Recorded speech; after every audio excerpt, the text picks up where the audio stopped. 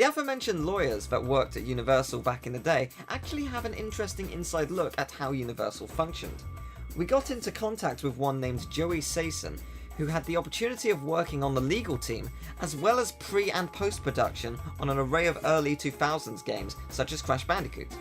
Here was a look into what he could recall about his time on the game. I actually worked at Universal Interactive only for a year, so it was about 2001 to 2002, July 2001 to about July 2002.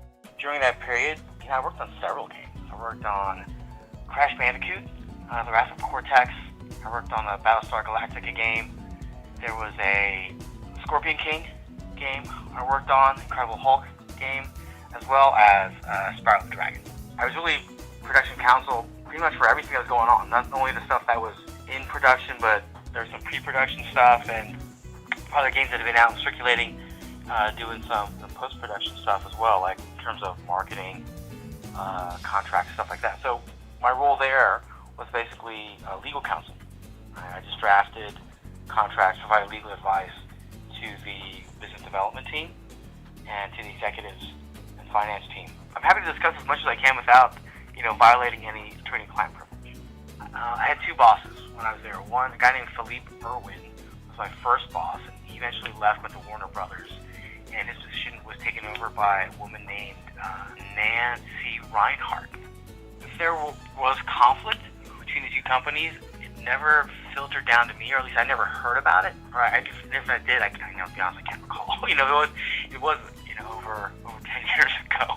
They didn't have any in-house developers, so what they did is they would contract with third-party developers to make their games, right? So they would enter into a software development agreement with any of the developers, and then they would actually provide the IP. Of all the games and stuff I worked on in that year, Spyro was one I remember working on the least, to be honest.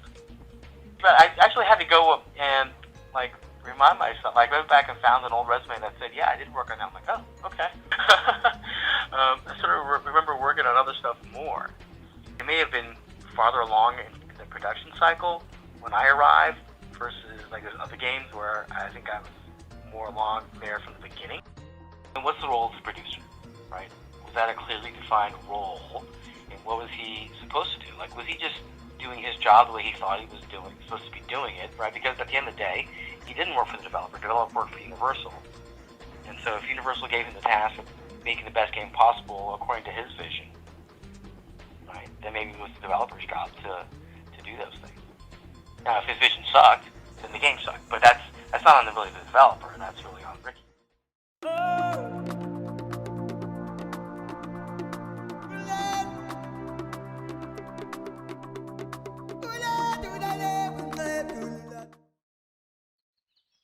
Hi guys, welcome back. Scatlink here, and we're off for more of Spyro 4, Enter the Dragonfly. And in the last episode, we completed Honey Marsh, where I thought there was a speedway, but there wasn't. I was thinking of Honey Speedway, because of all the freaking honey. And that was in the previous trilogy, and not this one. Instead, we went down a non-sticky slide, although the other sticky stuff hurt us to the touch. I'm guessing it was caramelized, and we had to race a bee. But we took out all the bees. And we also deactivated all the distillers so that the honey wasn't being stolen by the Riptocs for some bizarre reason. I thought they were sent out to gather the dragonflies. Don't really understand that, but in this episode we're running all the way back to the opposite side of the Dragon Realms yet again, because that's where we're going to go next. We're going into Thieves' Den, talk to that thief who was like, "Ow, you need to be a little bit more stealthy and grab more dragonflies before I let you ride on this magic carpet. Not anyone can ride on it." And I'm like, do you actually need the magic, or you just being you, which would be more believable, but in the structure of the game, your magic carpet's probably having troubles. So maybe if we give it a little bit of pixie dust, in the form of dragon dust, because, pinch of pixie dust makes things happen in Neverland. In the Dragon Realms, it's either the essence of dragons or dragonflies. Let's see if we can do that, and yours two turn around, so I need to stand in front of you. You did it! Wow! You're even shiftier than me! That's enough magic to make this carpet fly up and away! Hop aboard! Ah, so you did need magic. Sneaky bastard. Kinda makes sense. Let's hop onto this magic carpet and let's go! I'm having trouble jumping on a flat piece of rug. Now that's a Midnight Sky, a whole new realm! In a 480 point of view. It's more like 576, because the screen gets cut off on the PAL version of this game. Thank you.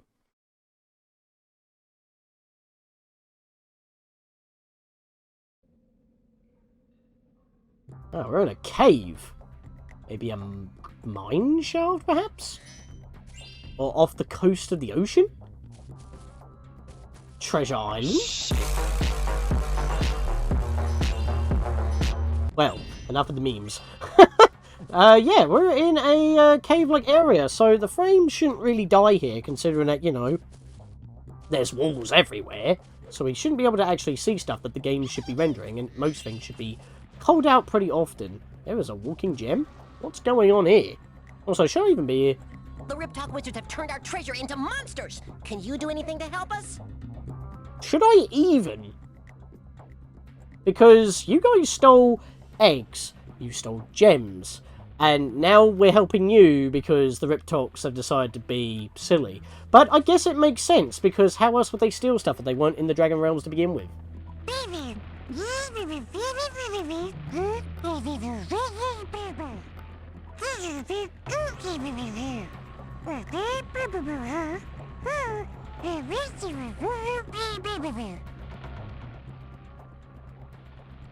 Where was this rumour? I haven't heard anybody talking about this. Did, like, all the dragonflies that we've rescued so far mention something like this? And obviously you understand them.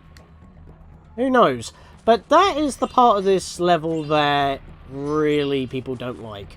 It's one of the many things people don't like. The oversized level, the lack of checkpoints again. I didn't even realise that was a pit. I was just trying to kill the enemy. As well as these enemies that require the Dragon Shield to kill. I did get that gem though, which is pretty thankful. So I don't have to worry about that at least. Also, the entrance to this level is pretty cool actually. I have mixed feelings about this level, honestly. So, see how we go. But yeah, these are the Riptocs that can't be hit by any breath. Just gone through every breath. Well, Bubble isn't going to hit him anyway. But what we need to do is protect ourselves, and it bounces it off of our wings, deflecting it. The problem is that it's not consistent on where the projectile goes. You can see it's going to his left there, like left of his wand. So I might need to turn around a little bit. That went even further. Okay, so maybe I've got to face this way. No, it's still going in that... Okay, it didn't look like it went in that direction, but that hit him. Sometimes you've got to, like, face your exposed back to them.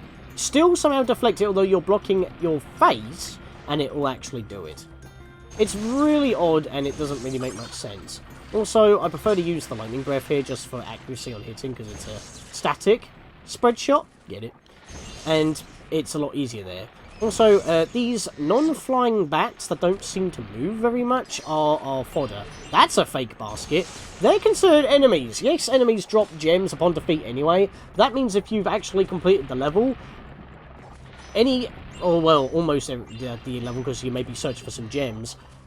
All those particular, like, fake enemies, like like the walking gems, as well as the baskets, they will regenerate. So you don't have to take them all out again if you're missing a gem. Also, this is just bouncing toward the ceiling, so that's not helpful. Also, again, I have to use L and R to use the wing shield. Why is it? So I keep bringing up the inventory menu. Okay, that should have hit you. As well as swapping my breath every now and again. There we are. As you can see, we got 10 of those wizard Riptocs. I was about to say Rhinox then, that would actually be more accurate, because they use magic, but hey-ho. Sorceress isn't around, and that's her army name. Anyways, yeah, you can see that we have 10 to beat. We've beaten 2 already. That sounds fun. And we can also see all of the kind of treasure that these thieves have stolen. They actually do steal gold and not just gems. Obviously, dragons love gems, so that would be what they want. And obviously, Moneybags knows the value of gems being higher than gold, so he obviously wants gems as well. And that's why the thieves steal it, but they do have gold, so maybe the $5 comment actually has more worth than not just being like a 5 in the value of a gem. Who knows? But it also looks like this place has been carved out of, like, rock, and therefore they've revealed a lot of gems and built their architecture around that. Which I think is pretty cool, honestly. I mean, like, this level has nice neon colours with the gems and stuff. Like, it's not the aesthetic I don't like. Like, I share the sentiment that it's a bit too long of a level, that the checkpoints are too far spaced out. Like, I share those criticisms. And the fact that, you know, gems can easily fall off the side of edges when you kill enemies, so you might want to watch out for that. Also, I like it when you kill these fake gems for the first time, they become the gem that you actually collect. That's a very nice touch. I think this is a unique, like, kind of level. It's like, you're helping pretty much like an enemy faction out because a different enemy faction is causing problems. But the thieves don't... The thieves obviously know that they're going to have to run away if they get caught messing with our stuff, but they're asking for our help, and we're the only ones who can deal with it. So, it makes sense. And they do give us the dragonflies, if we help them. And they're not stopping us from picking up the gems that have been dropped by the Riptocs here, so no complaints, I guess. I will admit, I'm not having too much of a problem wasting a lot of time with these wizards. Okay, I've got to face this way a bit. Okay, too much. What if I face you directly? No, it's still bouncing to the left a bit. Okay, now I've said this, it's just not going anywhere. What if I do this to correct the other direction? Too much. No change. There we go! Okay, so it's like not exactly head on. I don't know if it's actually consistent or not. But, you know, if you block it, you would expect it to just go, but it doesn't. No, I don't want Ice Breath. Again, it's before Thunder Breath, although, you know, you get it beforehand. Oh, that's an enemy gem. Give me that. Yep. There we go. Yeah, because they tumble before they poof, if they tumble over the edge or go near a wall, the gem could clip out, and therefore it won't land on the floor, so that Sparks won't grab it. Also, they seem to be a bit too low for the Lightning Breath to actually hit, because the Lightning Breath's at a set height, while as, you know, fire kind of spreads out and upwards, because, you know, heat rises. Which I think is a nice touch, actually, because, look. I like that they added that to the fire, because obviously you have different breaths, which, again, keeps the utility of the fire breath, because otherwise you probably would use the lightning breath for everything. In my opinion, I would anyway. Just did a once-over around there, thinking I might have missed something. I did not, so we're all good.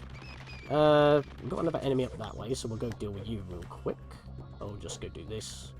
No, I can't do that. Give it. Excuse me? Ah, I've got a plan. Yup, and then we'll do that. Alright, never mind. I am getting on the platform, but I'm also slipping off the side, so that's fair. Wouldn't let me do a little trick to cut out some travel. I think I might be too close. Yeah, I'm too close. Right, let's back up a little. Right, let's turn over this way a bit. No, that's going even further away, so maybe this way. Maybe you have to, like, look to their wand. Yeah, what if I aim directly at their wand? That's the trick! You gotta be facing their wand at the right distance in order for it to ricochet to the Rhinoc. I said Rhinoc. To the Riptoc. Alright, I thought this was water I would have to dive in, which is why I was kind of leaving that for a while, but that's not the case. There is water that we dive into later, though, and it's in the most annoying room of the level. That'll be fun once we get to that point. Yeah, so we're just kind of going at the moment. It doesn't seem like there's much else going on.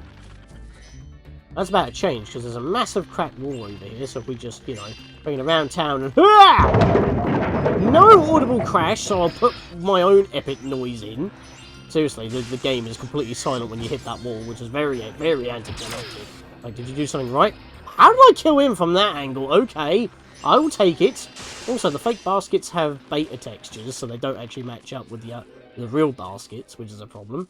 But we have a minigame gate, so finally we actually have something else that we can do. Before I go do that, though, I will clear out this room so I don't have to worry about the enemies when I come back. That would be annoying. Don't need to worry about you. Are you a fake? You are not a fake. Also, bubble breath again. Why do I keep defaulting to the bubble breath? There's no dragonflies around here. And not yet. We haven't bumped into any. Kill you. Come all the way up this way. You were an enemy. That's why you got frozen. I guess that's one way of doing it. You can freeze them so you can charge into them at a different angle. Make things a bit easier for yourself. Not you. Hey, it's Charlotte. Charlotte's Web, more like Charlotte's Bubble. I think... Oh, there's one up there. Might as well grab that. And I missed you, so I'll grab you. And I think that's it, because obviously going back down will just take us onward into the level. This room is now complete. Let's head over this way and go into this one. This level has a speedway. And I know it is because it's called Oasis Speedway. And it actually has elements from the removed levels of Cutthroat Cove and, well, the Oasis level. It's kind of funny, actually. Oh, no, wait, what was it? Baked Alaska, I think? Because it has pyramids. And that's supposed to be like a desert level. But then again, I don't know. It's a bit of a weird one. But this ain't the one. The wizard Riptoc has captured a dragonfly. Use your lightning breath to activate all the triggers and lower the wizard's tower. I guess I just really want a speedway. Enter the wizard's platform maze. How do I solve the puzzle? Use your head smash move to activate the green buttons. Use your lightning breath to activate all the electrical poles, and when everything is activated, the center platform will drop down and you can reach the Riptoc. Enter the wizard's platform maze. Sure. They speak so fast. It's actually impressive. I was trying to replicate it for that little tutorial. Also, the music here is very mystical, tribal, even. I need the lightning breath for this.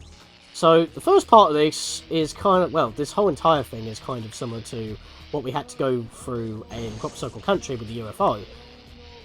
But, yeah, very architectural in the design of this. We'll just keep jumping our way around this way. And once we activate these, we will have a platform that will take us to the actual area that we've got to deal with, which is over in the distance, which is too far away for us to glide, and I accidentally hovered when I shouldn't have. I was trying to land. Uh-oh, those platforms can get really tricky. Enter the wizard's platform maze. Let's try it again. Now, I don't know why for wizard platforms they require electricity to counteract with receivers. I'm guessing maybe the thieves have been trying to get rid of these platforms for quite a while, so they put in these interference poles, but they're just not having enough luck. Since we have wings, it might be better for us, and I need to stop trying to glide. I just need to jump when it's just below me, like this. Going a bit too quick. The tribal noises that this level has for the music is quite awesome, actually. I like it. Now, here's a weird thing. We're supposed to lower the platform down in order to hit the Riptoc, but this platform goes quite high. Like, it's taking us all the way over here. We could probably just make it. Unfortunately, it's just a little bit too far for us to make it. So, we're kind of in like a free-fall glide now to get somewhere. Let's land roughly here. And I want to actually make my way to the outer rim and make my way inwards. Thankfully, you know which ones you've activated because they'll be sparkling. So, I'll shock this one since I'm on this platform already. Hop over here. And it begins. We need to basically hop onto the inner rings to make our way to the outer rings in order to shock every single one of these poles. Thankfully, I'm kind of moving along with this platform I've already zapped, so it actually makes things a little bit easier for me, when I think about it. Just do this. There we go. We're getting there slowly. Speed gone quick. Zap it. That moon looks awesome, by the way. Although, we were in Crop Circle Country and there were 2 moons. Why is there only 1? That's because the other one's over there now. Yeah, they kind of split off over the course of the game. So, Don't think that it's just being weird. In this case, though, I can't do that. I was hoping that I could. But I do need to hit this one anyway, so this actually kind of works out for the best.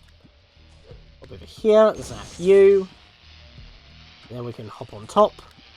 Zap you. Did I get the other one, or was this the only one on this loop? I did zap that one. Oh wait, that one's not zapped. Hello. And remember, if you fall even once, you'll do this whole thing again. I don't even know how I would cut that down. I had to zap that one twice. Actually, I just realized this is not moving much at all. Right, you know what? I'm just going to jump this one and make our way up. Very carefully, I might add. Hoping that I'm on the last couple now. I don't need to worry about anything else. I'm just going to jump to you. Now I need to get the other side. That's fine, because it's not too far. And our glide is fast and powerful. Zap you. That's getting away from me. You're not doing that. That was almost a cock-up, but I just made it. And I'm still missing one. That is actually scary. I don't know where I'm missing one. I will need to climb back up here. Oh boy.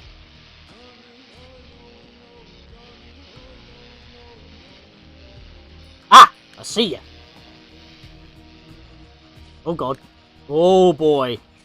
That would have been bad. I kind of clipped the edge and it made me fall. No, it's getting away from me. Jump on this one.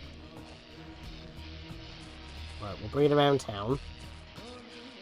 Right, we'll glide for you. We're kind of following it. Are we catching up? Can't actually tell.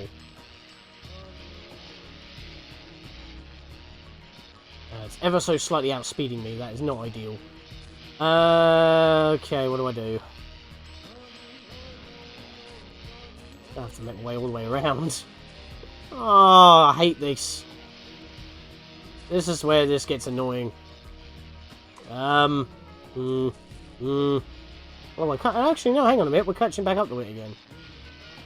Okay, I guess the speed is weird. Oh, it's going backwards. That's why. It kind of shifts back and forth like it does on the UFO as well. So...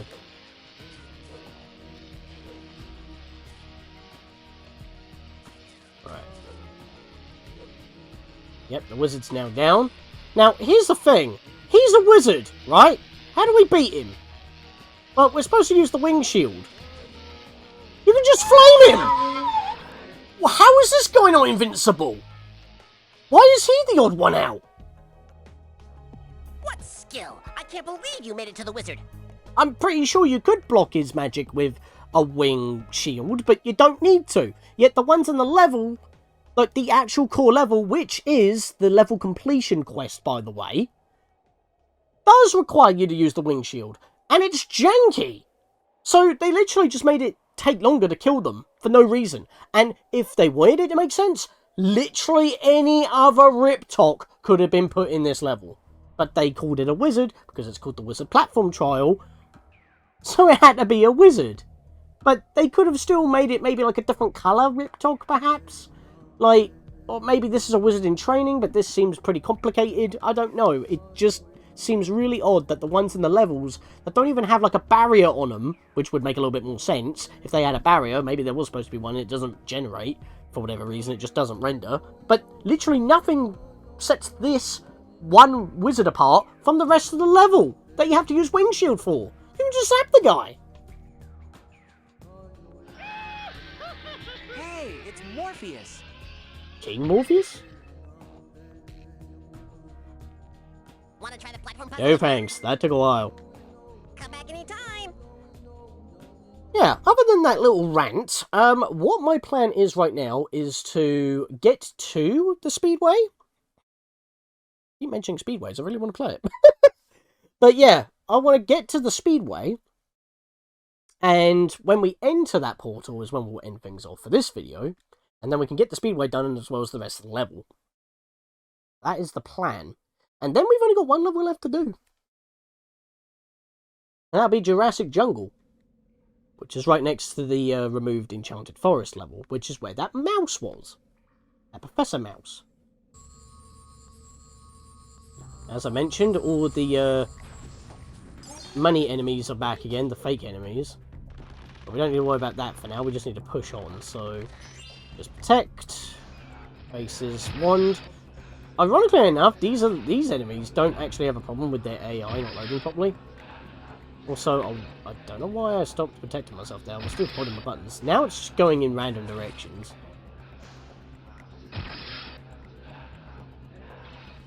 Try here. A bit more. Nope. Okay, let's face him a bit more then. Nope, I missed. Excuse me? That was the same angle, but it went elsewhere. It didn't change which way I was facing. What?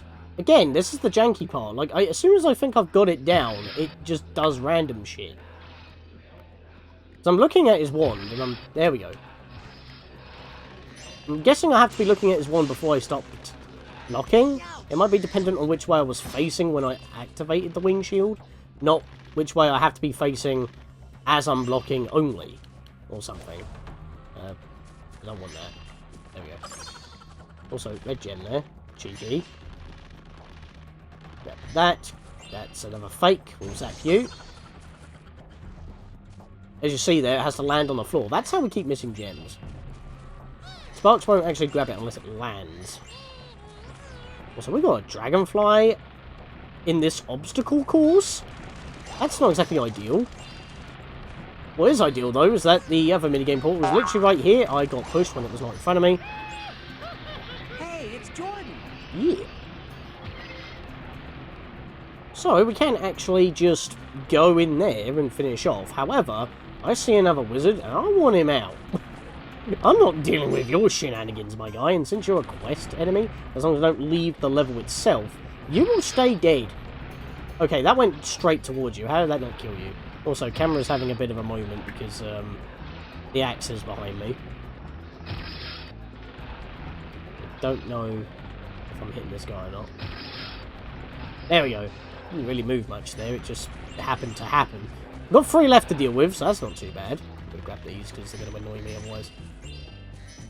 And we'll leave the rest for now. And we'll try and go for a glide here. Yep, there we go, made it. Nice. And with that, I'll be seeing you guys next time for Oasis Speedway. See you guys next time.